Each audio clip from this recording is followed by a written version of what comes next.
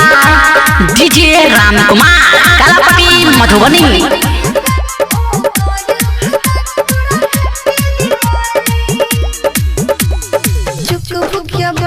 लगाइले वही घरी अंगना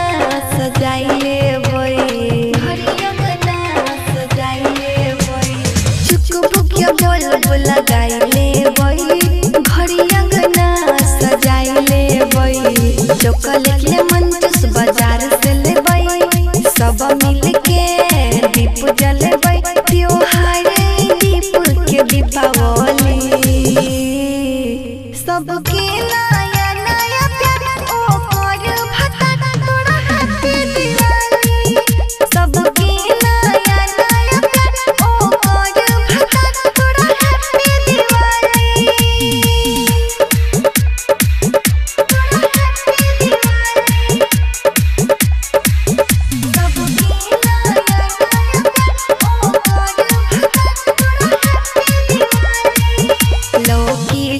छुरिया जरई हो बम पराका उड़ई हो लोकी छुरिया जरई हो बम पराका उड़ई हो नया नया कपड़ा खेलब दीपावली के रंग में रंग जइब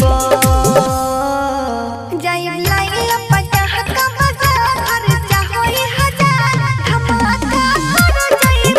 जाइब लाइल पटाखा बजा खर्चा होई हजार धमाका कर जइब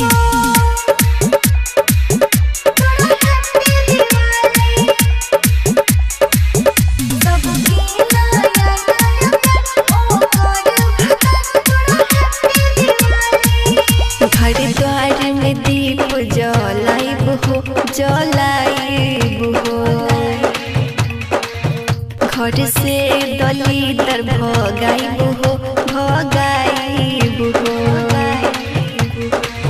घर द्वार में दीप जलाइब हो घर से दलिदर भगाइब